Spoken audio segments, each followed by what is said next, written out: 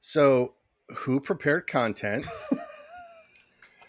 I did. I spent all night Sorry, man, I didn't. updating. Now, Jason, one thing I want to make sure if you're going to bring up a topic during the show, I want to make sure that you actually read past the headline and you're not just going to Guarantee that. string together a series of headlines in your conversation. Ken, I have some bad news for you.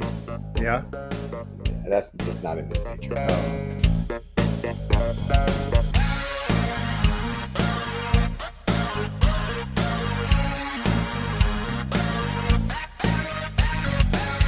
Welcome back. We are old guys playing games for another episode. I know. We thought we were all gone. Do we really think people were worried? No. Keep in mind, we only have one listener. So Well, that's good. at this point, it's not even a family member. So they've all given up on us as well. So there's a game that I was excited about coming out. It was a 4-player co-op game. And you know me, that's really all I want to do. It had a twist. It was a vampire hunting type game, and it had a lot of hype. A lot of people were excited about it. And they finally released it. It was free on Game Pass, and fell flat on its face.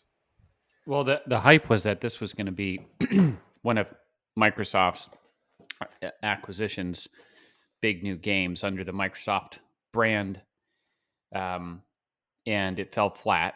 I played it, and before I go into that story, I do recall you saying something about the gameplay as opposed to what we've been used to with the first-person shooters in the Call of Duty series, and that is when you swivel around. I think this is what you were saying, and I noticed it to the point where I just had to play really slowly because it was messing with my head. But when you swivel around, the space around you moves really fast. Versus when you pivot like in Call of Duty, the scene is nice and crisp the entire way, so it doesn't mess with your head.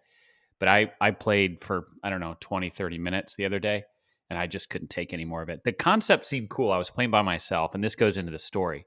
And that is that Arcane, which was the studio that started building this thing, it had been working on it before the acquisition, and it was meant to launch on Halloween back in 2020.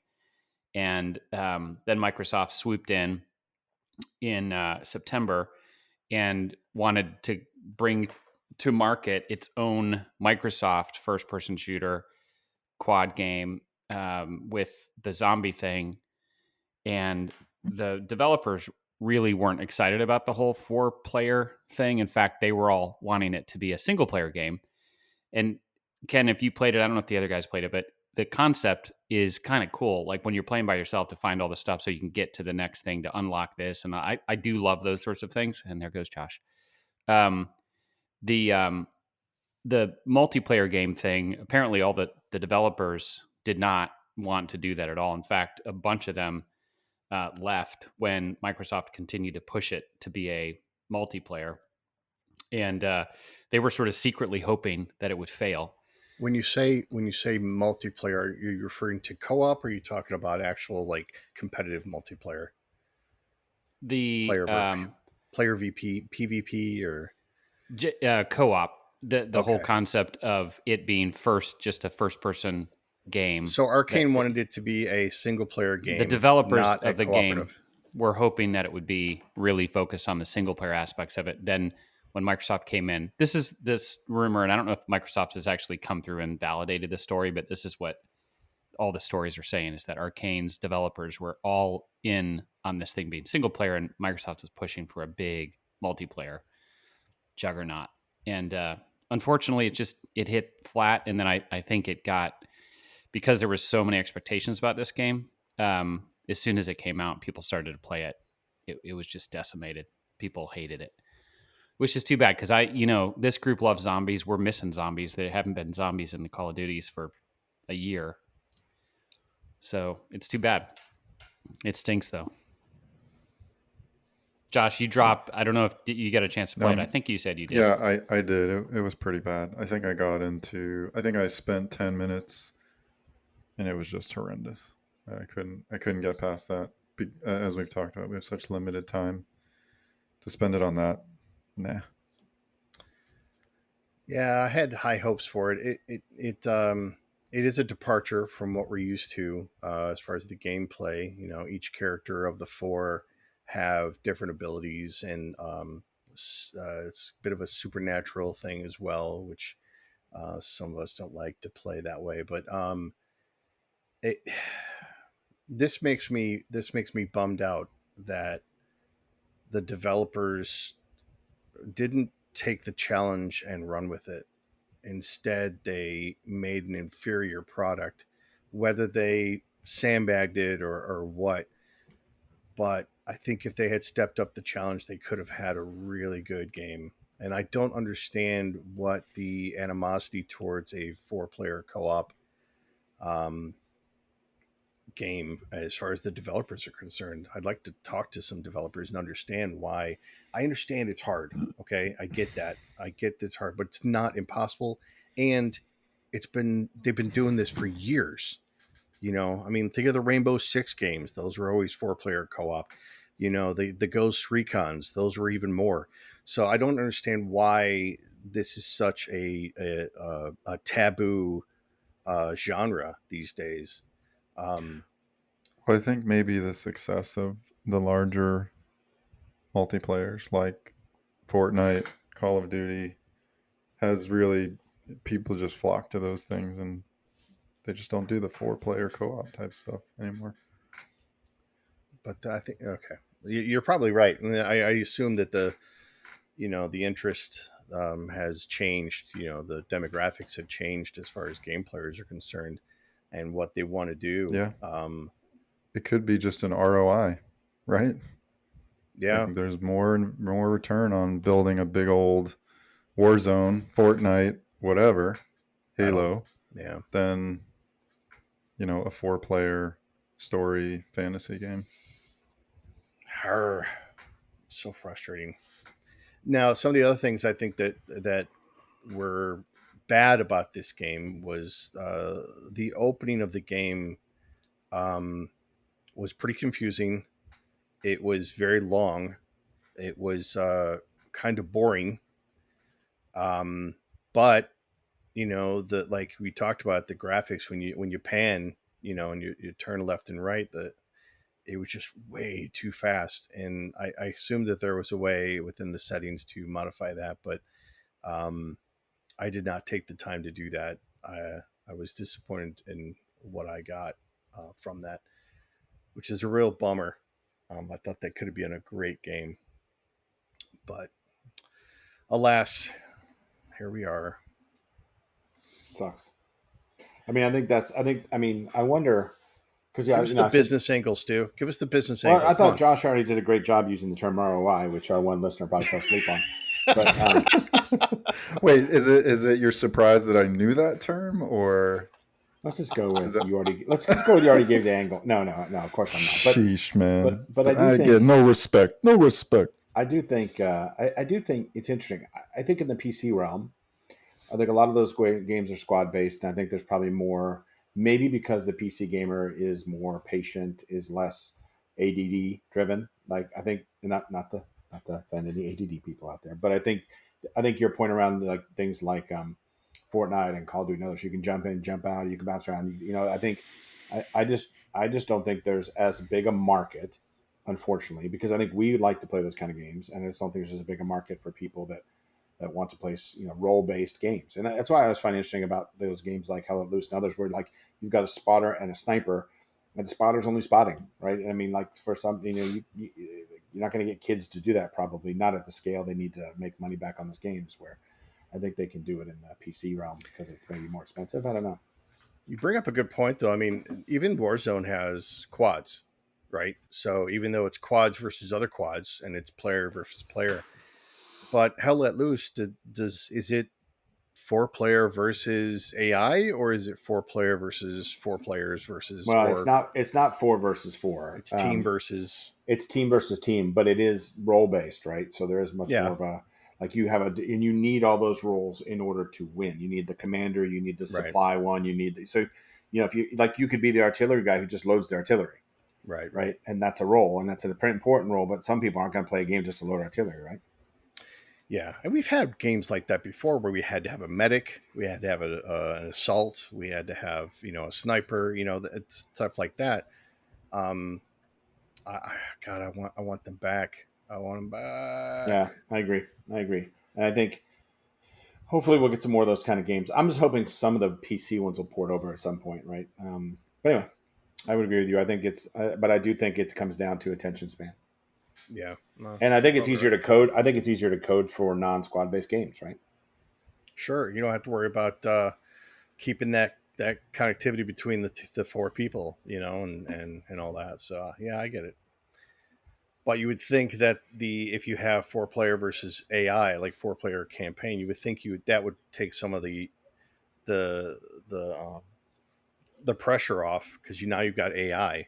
Yeah. You just give them a task, and that's what they do. You don't have to worry about having Well, to load balance for all the other players across the world. I actually like that idea. That's interesting. That's really interesting, actually. Just let's pull that thread for a minute because when we think about AI in the past, whether we were playing Rainbow Six or whatever, the AI was pretty stupid, right? It would breach and it would then sort of just hang out There's with also a us, pattern.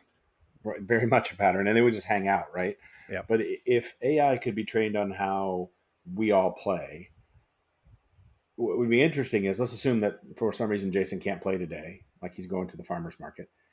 And we wanted to play, but we wanted Jason. But could Jason let his AI play with us? And would it be, you know what I mean? Like, and it plays like Jason, which means it jumps out of the car early, and it's rescuing us because he's a really good medic and all the other stuff. It would be really cool if like the patterns, because it clearly has a lot of data on us. And then what I don't want is 4 stewards playing together because that wouldn't work, right? The reason we play so well together is because each one of us plays a role. It would be really cool to see if we could bring a bigger squad. Like, what if we could double up our squad of 4 more of us, right? And 2 of us go with 2 of the AI and 2 go with the other AI, and then we meet up. That'd be sort of cool. I think Developers, are you I listening? think I think an extra 4 of us would be too much for the world to handle. Don't you, Stu? Yeah, I think yes. I think it's probably too much. Well, at least 2 of you because you're so special. I mean, All who right. else would win? But that's a good point. I mean, Forza has a similar thing where they will actually show your friends racing alongside you, even though they're not playing. It's like their avatar driving. And from what I've been told, my avatar drives like I do, pretty aggressive, and tries to knock you off the road. Hmm. So Hmm. that may be doing some of that. I don't know, but maybe that's the first step into what you're talking about. And I really like that idea. I think that's Um, coming, right? I think that's going to be coming. I And hope so. what if we could play with the Tim the Tatmans of the world, or we could play against CDL players and learn? Like instead of having the bot ranges, which you could do, maybe the bot rangers are real, real people. That'd be they're based on real people. That's be pretty cool. So that brings me to the next topic. Thank you for that segue. Um, so recently, Tim the Tatman and Nick Merckx were able to get their likeness Oh yeah, with Activision's support, getting their likeness into Call of Duty. So there's a character that you can buy that has their likeness I'm buying it. and all that stuff. Okay, I haven't, so but I'm gonna. I'm a little. I'm not sure how I feel about this. First of all, I'm not a fan of I'm not a strict fan of YouTubers. I don't care. I don't find them to be a driver for me to get into a certain game or follow them enough that I feel that they are a athlete or anything like that. They're clearly not athletes. Well, so I can No understand offense, movie Tim, stars but and I can understand athletes and I can understand people like that and they're having their likeness out there and people wanting to purchase that I get that, and playing as them. But for me, I've always, and this is might be telling, and I want to ask the rest of you, I like to, if I had the ability, I usually will create my character to look as close to me as possible so that I could see myself in the game. Now, some people go the other way. They try to make their character look completely outrageous. But that's just my personality set, is that I want to see myself in the game. So I build my character to look just like me, which, back in the day, if I did that in Dungeons and Dragons, I'd never make it past the first round. My character would be killed off pretty quick. But, um, what do you guys typically do when you get the ability to customize a character, to change the way they look and all that stuff? What do you gravitate towards? Do you gravitate to something that is completely outside of what you look like, something closer to what you look like, or just random? Let's start with Jason. Let's start with Jason since he's having some. Sorry, Josh, but he's having internet issues. So let's call on him. Jason, what do you think? I don't know if you guys can hear me. Give me a thumbs up. Yep. Okay. I gravitate towards, and this is, I extend this to all the mixed reality platforms too. I try to get it, and I think Stu, you're the same. To get some likeness of me, I'm confident there are people that go on the opposite end of the extreme. They try to make it look nothing like themselves, and it's not for anything other than, I think it's cool when, especially when you're playing with your friends, where it's super clear that that's Ken, that's Stu, that's Josh. But I realize that there are people that love to be dragons and, gargoyles and whatever. It's just that I think it's cooler when you spend some time making your avatar look like you. So in the games that you can do that, and I think we were talking about this the other day, there were some that you could actually snap a photo of yourself and it would give you some starting point that looks a lot more like you. So that's what I tend to do. What about Josh? Well, I'm glad you asked. I think part of it is just how much time do I have, right? But if I do have time, I for sure, especially in a sports game, like that's the dream, right? To be, on the field as yourself. I remember, I forget which game it was that had where you could take a picture of your face, and it was one of the EA Sports games. Of course, I want to make it look like myself, the Adonis that I am. But I was thinking that, but I was thinking, my son, when he makes avatars, that it's always, what is the most outrageous feature in that set? I'm going to use that. So he's got like a purple face with a nose ring, a bright pink mohawk, like, so maybe it's an age thing. I don't know. Maybe. But I agree. I always would try to make it look like myself for sure. Yeah, I mean, I think I'm a little bit of both. I mean, you guys know I like consistency in my avatars. I don't change a ton, but like I'm going to get the Tim Tatman because I enjoy watching his content because I think I mean, his gameplay not as much as when he like goes into a war zone, lets himself die real quick, and he just starts following the people that kill him because it's some of the funniest. I mean, frankly, that's like comedy to me. It's hilarious as he's commenting and he's making. There was one I watched yesterday where the guy at the end ended up being a knife and shield guy, and he's like, it was just hilarious, right? So I enjoy that kind of stuff, and it's sort of fun. I like but what gets me sometimes, and you guys know this because I'll buy the guy the kilt, or I had like the Judge Dredd. If it's something a little bit that sort of sparks the nostalgia for me, I don't really care about the soccer players or the other ones, right? So I think I like that they're adding other stuff. I mean, clearly these guys have big followings within this ecosystem. That's sort of cool. They'll see if it works or not, but I do like the idea that I wish we had more optionality, frankly, in our avatars, especially in Call of Duty. I wish we could build our own. I wish there was more customization as Yeah, well. exactly. It'd be cool. I mean, like we can do it in other things. So I don't know why we can't. But Well, they could barely bring out new content for this game, so trying to make it so that you customize your characters has got to be a non-starter. But it's also But a money grab too, right? That's a micro, like, yeah, that's why true. they want you to buy the avatars. They don't want you to have to do something for free with your face, Remember right? back in the day when you would buy a game and that was what you got, the game. And you didn't have to worry about, oh well, if I want to do this, I have to Mm-hmm. shell out another $20 to get that. yeah, I guess But the as only far thing. as Sorry, go go ahead, Ken. ahead, Sorry. Oh, I was oh going to one god, real quick thing. I was just let them buy thing. There's the free version and there's the paid version. It would be nice that if in the paid version, one of the premium features was you could customize your avatar. It may get more people to pay for the paid version. But Ken, sorry, go ahead. well, the technology exists, right? I mean, back in 2006, Rainbow Six Vegas 2 had the ability to use the Kinect camera on the Xbox One to scan your face and create a 3D mapping of your face on your character. And it was pretty primitive at the time, but it was kind of cool to see my face on my character playing the game. So I mean, the technology exists. I don't understand why we can't continue down that trend or bring that trend back. But anyway, speaking of throwbacks, Stuart, you were talking about something earlier. What were you talking? What was the throwback game you So wanted to talk about? I was reminded of a game this week that I can't believe I'd forgotten.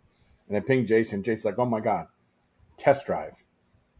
Oh, That's what I was trying to think of when we were Test Drive, talking about because it. I had it on my Amiga back in the day, and then I saw a clip of it. It was Instagram, right, Jason? I think it was. And I was like, "Oh my!" I mean, because it was the 911, and you go through. They have the cars at the top, and they have the stats, and you pick your cars. And I completely forgot about that game.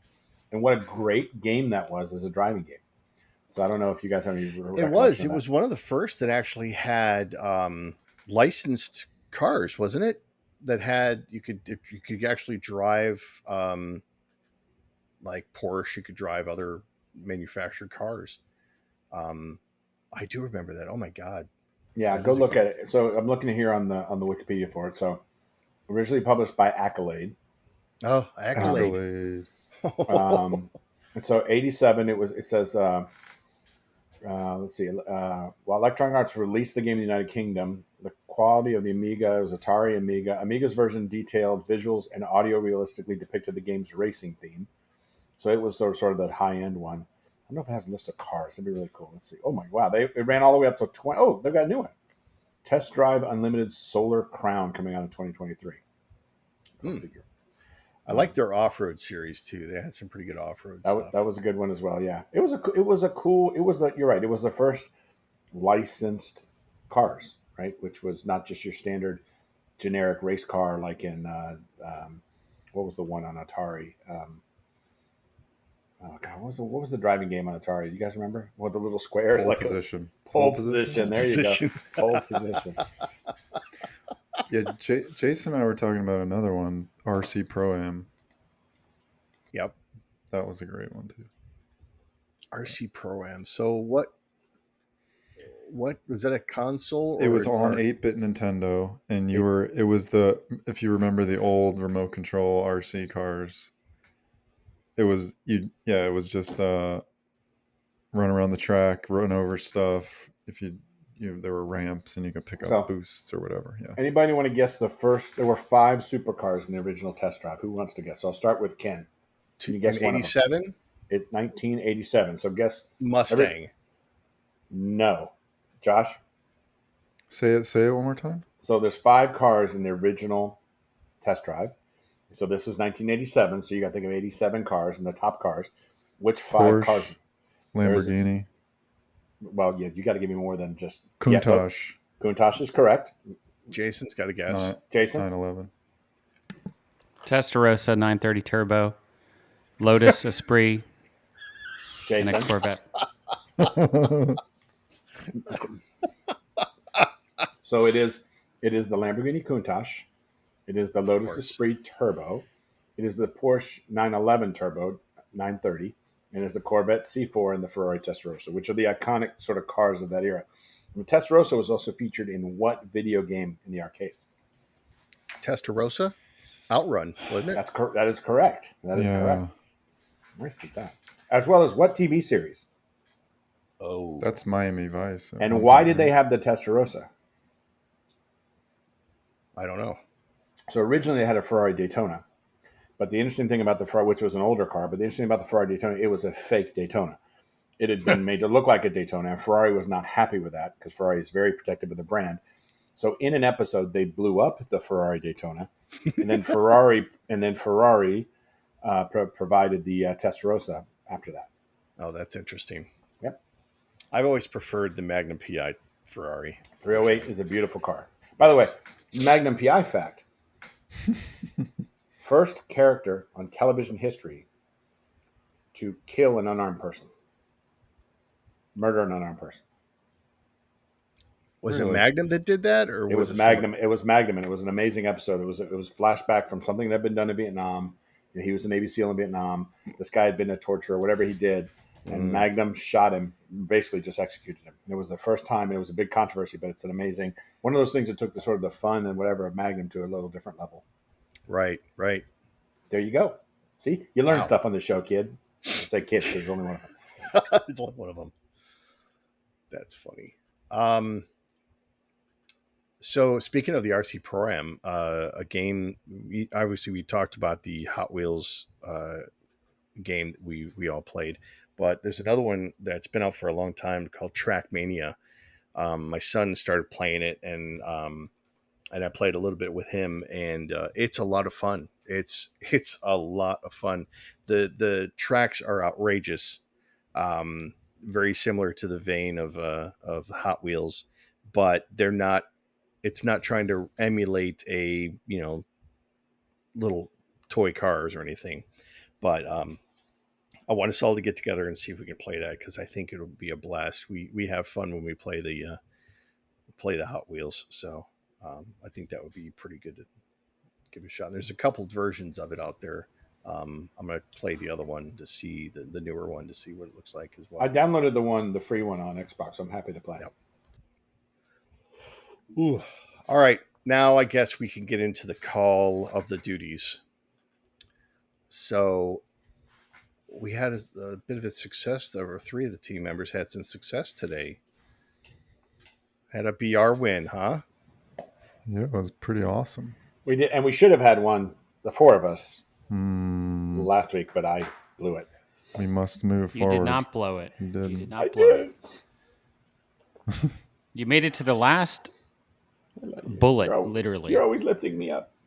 I appreciate it. Anyway, yes. But I got a little excited prior to.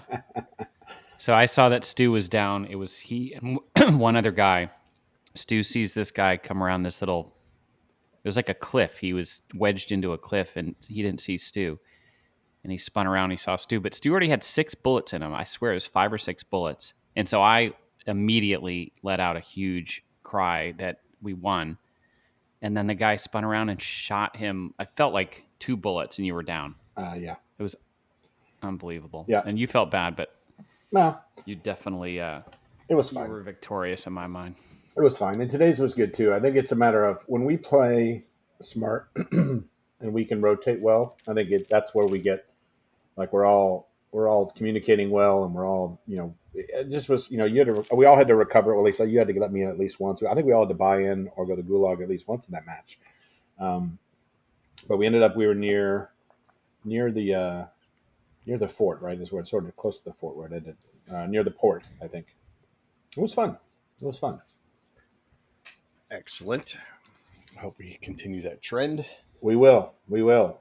Together we shall be victorious. So recently they released an extra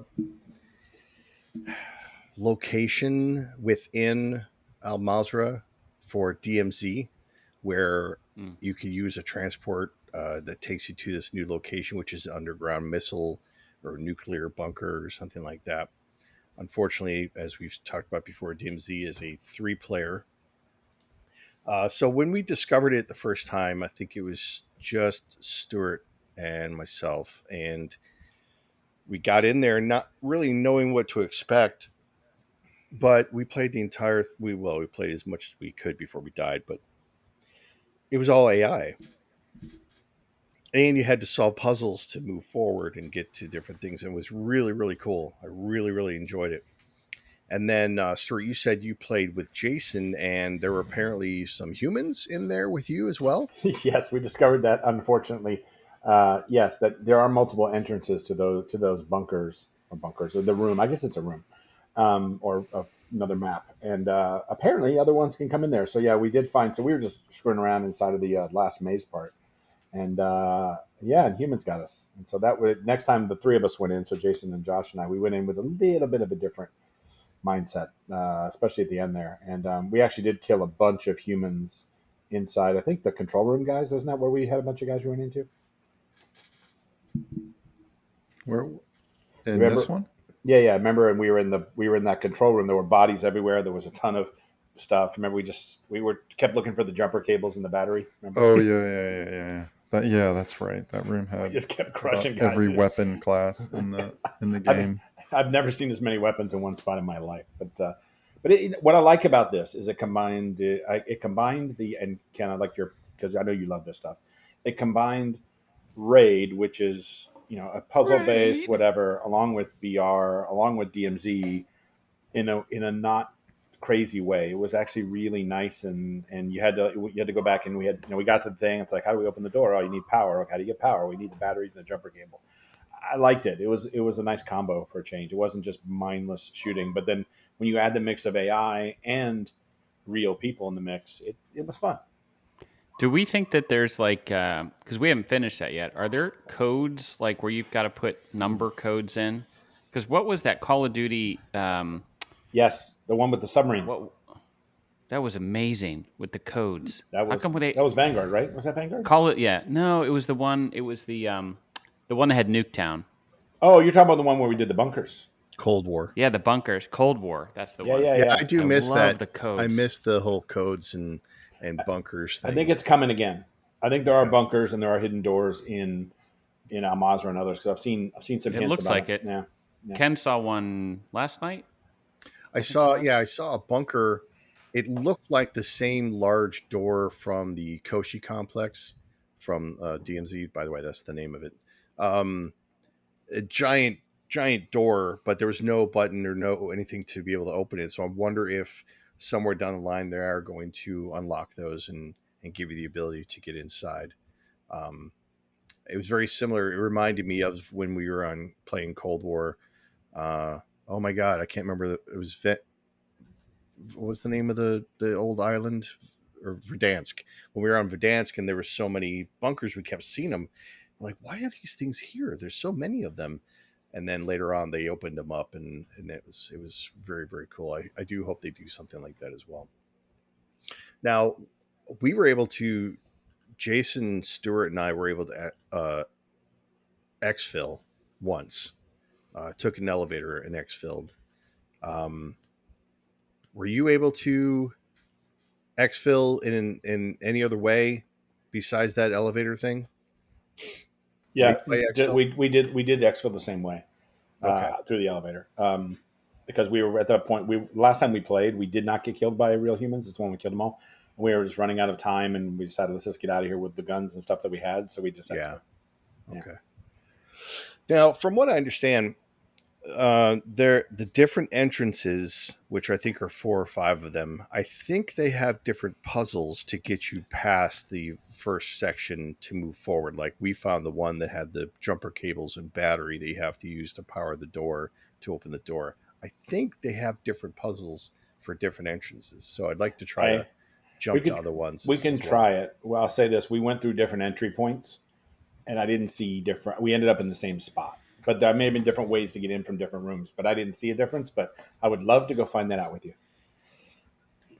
Yeah, I think I'd like to verify that. I was trying to see the different entrances and read more about that. But okay, cool. That's on our list of to-dos today.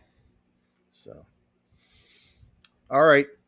So this week we had a bit of a tete-a-tete, I would say, between the Android contingent of the group versus the Apple contingent of the group. Yeah, the better. And there were some hateful things said by me.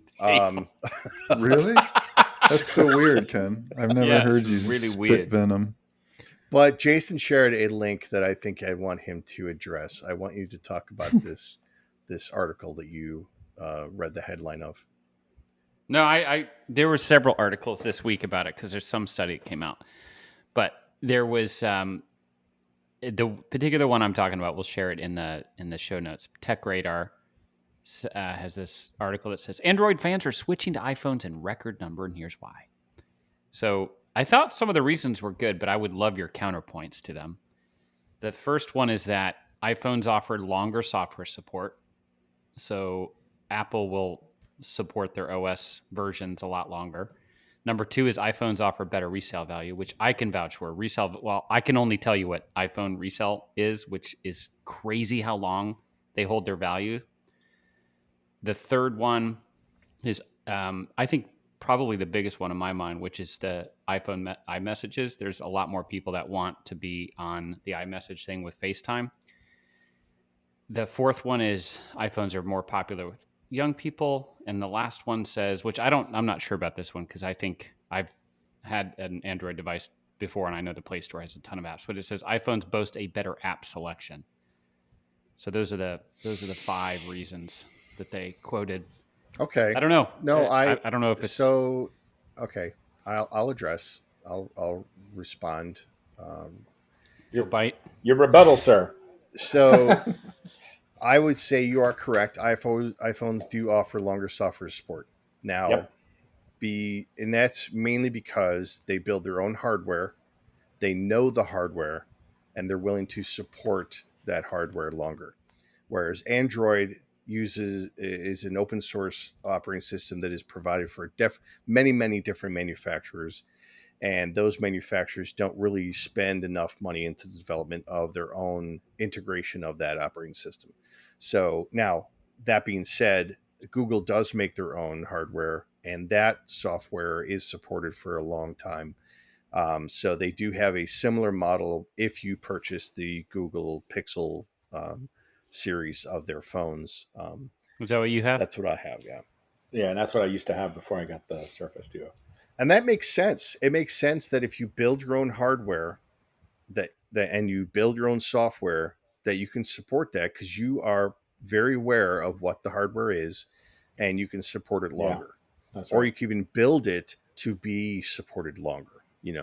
So yeah, that is very valid. And if that's something that is of concern, great. But I don't think there are many people that keep their phones long enough to really warrant that as a valid argument. I think, and maybe I'm wrong, maybe it's no longer the case, but I don't think people keep their phones more than 3 years. Maybe I'm wrong. I mean, how long have you guys have had your phones? It's I'm usually a probably 2 year cycle for me. I'm usually 3 year, 2 year. Depends on the phones, but Yeah. but I would agree with you, and I think iPhone people may keep their phones a little longer, but I think that's also back to the idea of majority of, like you said, they make their hardware. I think Samsung people are probably more loyal, but they flip the Samsungs because Samsung offers some amazing deals on upgrading from one Galaxy to the next. Yeah. And so they're an interesting one when it comes to innovation because I think Samsung's probably leading the pack when it comes to innovation on the platform.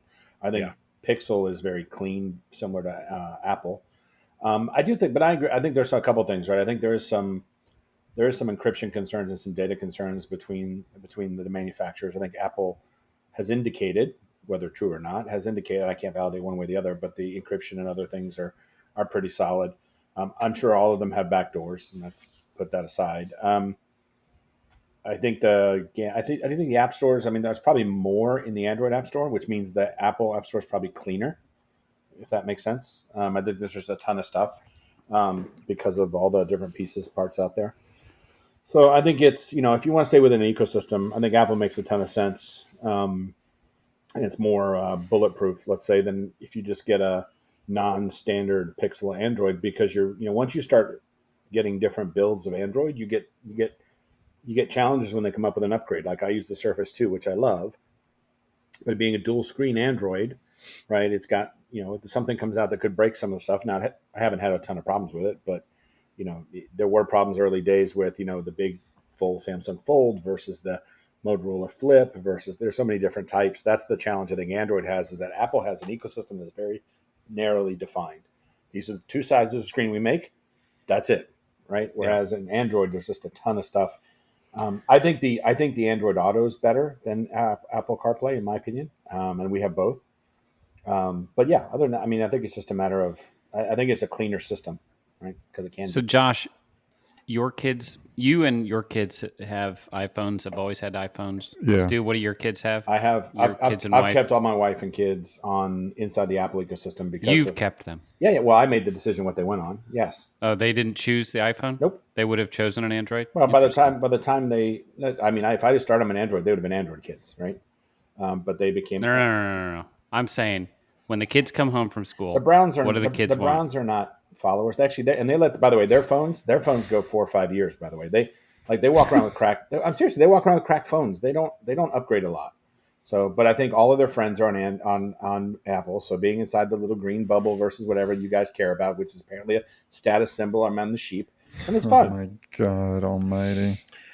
Unbelievable. So And this has I been a great started. episode, Hold guys. on. Um, Nah. I started my wife and my son both on Android. Um, when my son got to high school, um, I recognized the, I don't want to say pressure, but I don't even know what the word I'm looking for is, but I recognized that he would be able to enjoy or chat with his friends easier if he had an iPhone. So I relented and we got him an iPhone. My wife doesn't care. She keeps her Android. She's happy with it. She probably keeps her the longest. My son then second, and I'm probably the one that changes more frequently. Um, but but yeah, I mean, I get it, and I understand the popularity of the iPhones, and I It's a can't great deny that device. It's a great device. they're very pretty, they're very easy to use, they're very intuitive. I think for me, I'm a tinkerer, and maybe that's the engineer in me, but I can't do some of the customizations with the iPhone that I can do with my Android. Now, I'm also the type of person that I will practically break an operating system on my laptop, my computer, my phone because I tinker too much, you know. But that's just me. Um, Whereas you can't do stuff like that on the iPhone. They lock it down pretty much, and I think that was one of the early days. That was one of the things that But kept me from getting into the iPhone. yeah, and you can't deny the societal pull, especially for teenagers in the U.S. Right? Yeah, yeah, I mean, I think in India or other places, it's not the case, right, right. but here it is, right? That everybody wants to be in the. If you're, I don't understand. Yeah, Is Green Bubble us? Is that Ken and I? Are we Green Bubble people? we're greens. Yeah. Okay. So, and with that comes the better resale value. I can't disagree. I can't disagree with that. I totally agree that iPhones offer better resale value. Oh yeah, big It time. just makes sense. I mean, it's incredibly popular. But I don't think this whole. I'm addressing this article based on what they're saying. They're saying people are leaving Android to go to Apple, and I don't foresee that as being a selling point. For that. And of course, you know, yes, the young people they want the iPhone. They're better now. Whether the iPhones boast a better app selection, uh, the word "better" needs to be defined because there you can find the same apps on both. I will say there is a lot of crap on the Play Store. Apple's better about keeping their ecosystem very clean. Mm. Whereas Android, since it is open source, it does lend itself well to people creating poop that doesn't isn't worth having. You know. Yep. Um, Anyway, Now let's get to the iMessage. seriously, So can Apple at so least upgrade, please? so obviously Apple decided to have their own system back in the day that improved upon the SMS feature set. And then they decided to keep it very proprietary. They would not share. They would not allow any others into that. They won't create an iMessage app for Android users. They will not offer that service. They will not allow FaceTime on Android. And I totally understand that. I understand why. Those are selling points of their product. They want to make money. They want to drive that. I get that. What I don't get is that they won't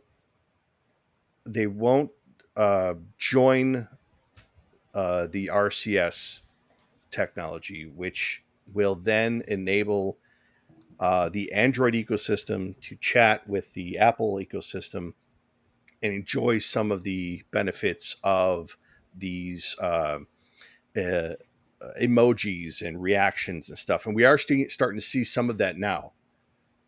Where before I used to get angry when I would see in my text with you guys, Josh laughed at an image. And that would just aggravate me to no end because that's the only way that Android could react to these emojis or reactions to text messages that the Apple folks were enjoying. Well, now we're starting to find a way to blend that, and I can see reactions now and all that. And then Josh pokes the bear and types, Josh laughs at an image, and that whole thing goes back and forth. So I think Can that we all just get along, Ken? That's all I want. this whole thing about Because iPhones offer iMessage. Because I'm the only instigator in this group, right? Oh no. I think the Bushwood we all Country know. Club guy. And I don't know about the rest of you, but he's down there. He's over there. He's down there. Look, I think there's a fair amount of instigation amongst Don't get me wrong. the four of us. I stir the pot as often as I can. I try to divert any attention from myself to somebody else to make myself feel better. I think have we beaten the Apple Android thing? I guess that's the only thing that bothers me is the iPhone iMessage. You know, they can if they would open up to RCS, then that would no longer be a selling point. Well, so, or create an iMessage app, which I don't know if that's what you're putting in there, but like maybe, because then the reality is, this is the one thing I think Microsoft did really well compared to others is they sort of open up their ecosystems, and then people do then start using the ecosystem and go, oh, okay, well I was told this was bad, but it's actually not bad, and maybe that would be the way to do it. There's something to be disconnected from the same ecosystem my family's on, but I will go down swinging. It's possible that tomorrow, which will be another monumental event in the history of tech at WWDC, are they getting cut and paste? It's possible that they may do something. They may in this space. It would be awesome if we are prognosticators of the technology that's coming our way tomorrow. I'm excited, Jason. The next iteration of this podcast in 6 weeks, we should talk about what came out at WWDC. It's 6 weeks. You're so optimistic. I try. All right, Stu. I got a quick one. Yes, I want to hear it. Have you ever heard of Whatnot, the app? Yes. Oh, okay. I spent a lot of time on it last night. So I figured you have. So I was as some of you know, Ken definitely knows this. Between my 2 degrees, I own comic book stores with 3 friends of mine, which were quite successful, called Legends and Lore in Orlando, and we had a great run back in the early 90s. And one of my partners, Sean, who's big on Whatnot and is still big in the comic industry. So I saw him in Miami this week when I was down there, and we caught up, and he was talking to me about Whatnot and what he's doing. He's got a ton of comics. He's got 1 million plus comics, and he does his shows where he talks about comics with people. It's like the old comic book stores we used to get together and you would chat. And he said, one of the cool things is a lot of the people used to come into our stores who we all knew when they were 10, 12, 13. Of course, they're older now. And they're coming in and saying, reliving memories, and they're still collecting and all the conversations. And so they have these little sort of community chats, and they're selling stuff, obviously. But I wasn't aware of it. So it was Sean and a friend of his who also, she's on there, and they were talking to me like I knew what Whatnot was. I'm like, how do I not know what Whatnot is? So I went out there and checked it out, and it's like, oh, okay, this could be dangerous. But it looks really cool. And I saw there were shoes on there, Josh, so I assume that's why you probably knew about it, right? But I'm going to play around with it. Jason, you said you went out there. What did you think? No, it's super cool. So there's everything from, and I got to really learn how the app. So this is a guy that sells retro console games, and he's he's fixing them and then selling them. But they'll get a bunch of viewers, and then they'll typically go through their whole stash. They'll show my daughter's into vintage clothing, so they were showing all these NASCAR shirts. They'd show one, and then the next, and then the next, and the next. And then they have their entire lot listed, what the starting bid will be. But then when they go into that, then all of a sudden they can set a timer. They can do it extended, but they can set a timer. It'll be 10 seconds. They'll list a starting bid, and there's a little bid button on the bottom right. And you'll see this T-shirt that they inevitably bought for $1 at the local bin is going for $110. And it's boom, boom, boom, boom, boom. They have a following, but Ellie was talking about, and she said that her friends had looked into it. This is a year ago. I don't know if it's changed, but you have to go through a whole training process. You have to be certified to sell on there. You can't just go sign up for an account. You have to go through their little class and get certified. It's a cool concept because, people have these niche things, and there's everything. There's antique brooch stores. There's vintage clothes, shoes, video games, car memorabilia. It doesn't matter. It's like everything. But it's addictive sitting there watching these shows, and you're just like, how do you bid? It's cool.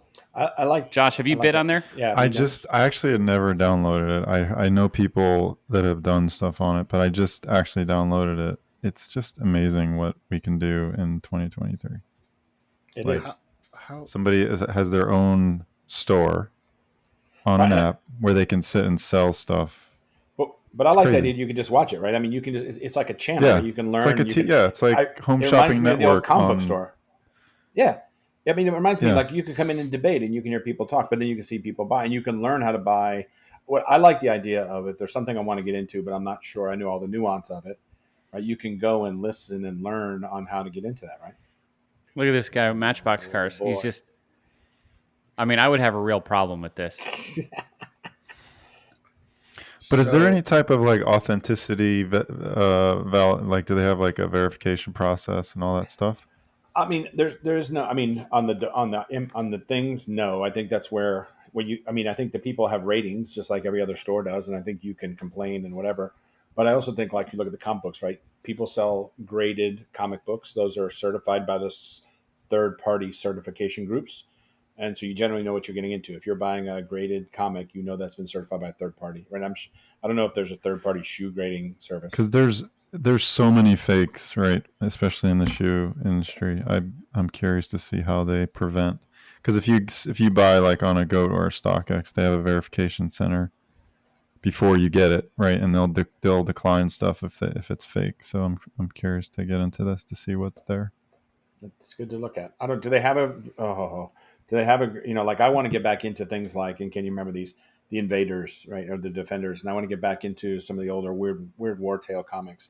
And you can buy graded ones, right? You buy ones that are certified by third party. Do they do that for shoes, Josh? I mean, it's all about, it's just verification that it's not a fake. I mean, I'm sure there's, like, for the really crazy ones, they'll do the 10 rating thing, but I haven't seen like that's cheap. But so this shows you for at least the comics. That's comic grading. Of going to the shoes. Yeah, see CGC. That's comic right. grading. So this is the one that he's doing right now.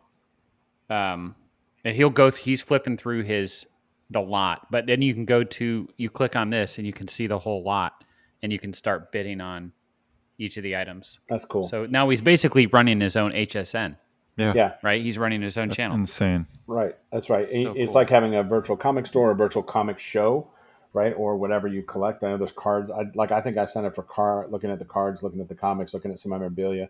I'm going to get into it and see what it looks like. But he just told me, one of the cool things is like, it's just the community's fun, right? It reminds him. Having used to work for HSN for 12 years and QVC, like, I wonder what their position is on something like this, right? Like, well, that they're in trouble. They without a doubt. Like, why are they not on this? This is and Josh's what I mean? channel. That's a great point. This is the top sneaker guy. Oh yeah, look at that. Cool. He's got like a little Wheel of Fortune. He's got that stupid Wheel of Fortune ad in the top corner that I hate when I go to a website. I get on my phone every once in a while. I need to go through this. Can you get that on your phone every once in a while? Stupid websites where it pulls up this Wheel of Fortune thing. I'm like, nope, delete. That's an Apple thing. Apple wouldn't get that. A couple of the YouTube people I follow are on this. You can have like multi people. We should do this. We should we should go to garage sales and get old video games. Gary V. And have an old Gary V. So Ken's not following. Is this just adding a video overlay on top of eBay? Is that all this is? Yeah. Essentially, yes, but it also, but it's, if you take with today's mobile age, like the social mobile age of today. But just think how much more powerful that is, right? And YouTube and combine the two, right? You're basically creating a virtual real store that you walk into and buy, right? And it's two-way. So that, yes, Ken, it's exactly what it is. But the nice thing is you're actually interacting with the eBay seller. What's he got there? Look at that. What's that right there? Video games. It's all video games. Oh my goodness! These are pre-recorded videos. No, they're live. They're live. No. This is live. They're live, Ken. So you can text and you can say, what they'll say often is, text. Let us know what you're looking for. And so, like, if you ping in here and you say, I'm looking for like a original NES, He'll go over, he'll grab it, he'll show it to you. He goes, "Hey, Willie Hawk, you want this?" It's like, and then you start the bidding process. It's like walking in a comic book store and flipping through their bins, right? It's just, or a toy store. It's the same thing, except you're actually virtually going in and they're interacting with you and as if you were in a store, as opposed to the eBay thing where you don't know who's on the other end of that thing. Yeah, no, I get it now. I thought that they were pre-recorded videos, but the fact that they're live, I can see the benefit of that now. It's Home Shopping Network on crack. You know, like it's just. That's but the cool thing is, it's not like you're in the home shopping where my wife also worked, right? It was like you're not waiting for in 3 hours they're going to have the things I want to buy. Right, yeah, exactly. It's curated for you can fund. What's that right there? Oh, look at that. So Ken's in. Ken, all those, there's DVDs, there's Blu-rays, there's HD DVDs. Yeah. Ken, I got a box of Nintendo Wii games. Disney Anna. That's all I'm saying. We're going to business, baby. Forget playing video games for money, Ken. This is how you make money right here. I just found my son's summer job. Disney pins. I have a bunch of those. I have a bunch of those damn things. I have the what do you call pins? Annual pass holder pins. So you brought up a good question: authenticity and provenance. What is the Josh, specific to you for shoes? Would you purchase shoes on an auctions like you do? I'd be very careful. I would really want to research this before, because there are certain people, like a couple of the YouTubers I follow, they are on this. I would be comfortable with them. Yeah, but if it was some random person, I'd be very concerned unless there's some sort of 100%. But the good thing is you're going to have ratings, right? I mean, this is what it makes it, like, even with like watches, I was like, watches are fake too. But if they have a big usage and they're rated by the people that are buying from them, then you sort of. This guy has 12,000 followers. I like the rating. You know, that's usually how I use eBay, right? Mm-hmm. What is the deliberation method? You know, like we have PayPal and eBay. You know, they work together to try to satisfy that purchases that have gone wrong. You know, what is this? I will have to research right there. There's a buyer guarantee, so you can get your money back if it's not exactly what it's described. Okay. Receive your items as described or your money back on eligible orders. Yeah. Okay. So I say we do our research. I think I just wanted to test it out there because I was pretty blown away by the idea, and I can't believe we didn't know about it. But we are truly the old guys, and we're still playing games. I already told you this. I have all of my games from Xbox, original Xbox, Xbox 360, Xbox One. I still have all my games. The only games I don't have are the ones that were available for a trade-in to get something better, you know, to get a newer version or something like that. Those are the only games I don't have. I also have all of the original Xbox, you know, Xbox, the 360, the One, you know, and now the Series X. But so maybe I start doing an OGPG whatnot. Oh, look at that. This is the original iPhone. I have that too. Yeah, I have that. Dude, you need to put that in a box. I don't have the box anymore, which sucks. Oh my gosh, I have all the boxes. Oh my God. Wait. I have in my garage, those big, huge black crates? I have 3 of them full of Apple boxes. I just threw out the iPod Mini, the one that's a touch screen. It was about the size of a stamp or something. I got a bunch of them. And, but I had a cracked screen that didn't work. There you go. Right there. There's a white one. See right there? I got this one. I got an iPhone right here. I got a 6. I got a 4. I got a 1. What you want? What you want? Hey, look at that. Basketball cards. Hey, wait, is that? Oh yeah, that's right. I have all my baseball cards in the garage. That's. We should just create an OGPG whatnot. That's what Didn't I just say that, Josh? Sorry. Yeah, that's a great idea, Josh. I was looking in my drawer. I was looking in my drawer, Josh. What? Everybody's on board now. What a great idea. I think the whatnot. Thank you, Ken, for suggesting an OGPG whatnot. Whatever. That was a great idea. I think we should work on this. All right. Jason's showing off all of his wares, and the listener can't enjoy it. I'm going to close this out. We are Old Guys Playing Games. We'll see you next time. I'm Ken. Stu.